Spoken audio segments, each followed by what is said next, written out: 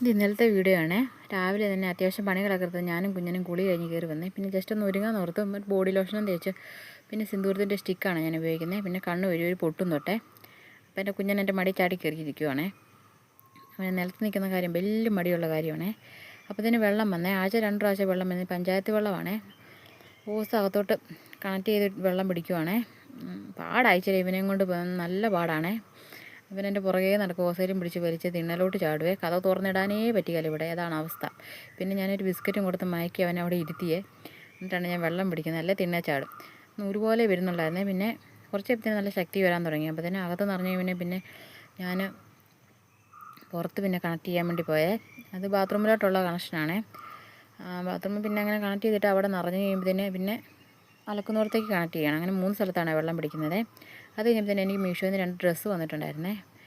3-4 ദിവസം മുന്നേ ബുക്ക് ചെയ്തതാണ്. ഇന്നലെ വൈകുന്നേരമാണ് വന്നത്. നല്ല ഒരു ഡ്രസ്സായിരുന്നു. കുർത്തയാണ്.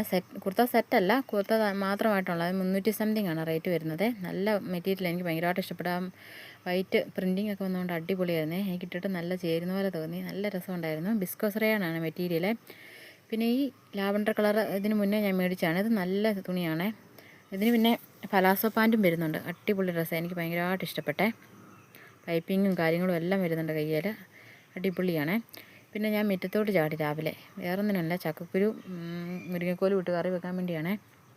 മുരിങ്ങക്കോലൊക്കെ ഇഷ്ടംപോലെ ആയി നിൽപ്പുണ്ടായിരുന്നു. മുരിങ്ങ നിറച്ചും മുരിങ്ങക്കോലാണ്. പിന്നെ 2-3 കമ്പും കൊണ്ട് അടിച്ച് പറിച്ചേ. അത് കഴിഞ്ഞ് പിന്നെ ചക്കക്കുരുവും പൊളിക്കാൻ വേണ്ടി ഇരുന്നു. ചക്കക്കുരു പൊളിക്കാൻ തന്നെ കുഞ്ഞൻ ഉറങ്ങിപ്പോയേ. അവനെ ഉറക്കാതെ ഒരു പണി നടക്കില്ല. കാരണം എന്താ വെച്ചാൽ എൻ്റെ മടി വന്നിരിക്കും. അതും ഇതെല്ലാം പിടിച്ച് വലിക്കും. പിന്നെ ചക്കക്കുരു പൊളിച്ച് വെച്ചതിന് ശേഷം മുരിങ്ങക്കോല് തോലൊക്കെ കളഞ്ഞ് റെഡിയാക്കി വെച്ചേ. പിന്നെ ചക്കക്കുരു ഇതും കൂടെ കഴുകി ഞാൻ മാറ്റി വെച്ചു. വൈകുന്നേരത്തേനാണ് വെക്കുന്നത്. പിന്നെ ഉച്ചയ്ക്ക് ആയപ്പോഴത്തേന് ചോറിന് പയറ് തോരനും അച്ചാറും പിന്നെ മുളക് ചമ്മന്തിയൊക്കെ ഉണ്ടായിരുന്നു. അതും കൂട്ടി ഞാൻ ചോറ് കഴിച്ചേ. അതിനുശേഷം കുഞ്ഞിനെ എഴുന്നേറ്റ് കഴിഞ്ഞപ്പോഴത്തേന് പിന്നെ തൊട്ടിയുടെ തുണി ഒന്ന് മാറണമായിരുന്നു. അത് അപ്പടി ചെളിയായിരുന്നു. പിന്നെ വേറൊരു തുണി, 2 തുണിയുണ്ട്. പിന്നെ തൊട്ടി തുണിയാണ്. ഒരു ആര്യൻ്റെ സ്പ്രിങ് തൊട്ടിയാണേ. പിന്നെ തുണിയെല്ലാം മാറിയിട്ട് കഴിഞ്ഞ് അതൊന്ന് അലക്കാൻ കൊണ്ടിട്ടേ. സോപ്പ് പൊടി മുക്കിയിട്ടു.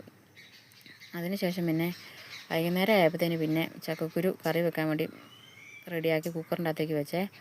വെള്ളവും പിന്നെ മഞ്ഞൾപ്പൊടി ഉപ്പും ഒക്കെ ഇട്ട് വേവിച്ച് സവോളയും പച്ചമുളകൊക്കെ അരിഞ്ഞിട്ടാണ് വേവിച്ചത്. പിന്നെ തേങ്ങ അരച്ച് ചേർത്ത് മഞ്ഞൾപ്പൊടി പിന്നെ പച്ചമുളകൊക്കെ അരച്ചാണ് ചേർക്കുന്നത്. തേങ്ങ എനിക്ക് കുത്തിയിട്ട് ചേർന്നതില്ല. കാലിന് ചെറിയൊരു വേദനയുണ്ട്.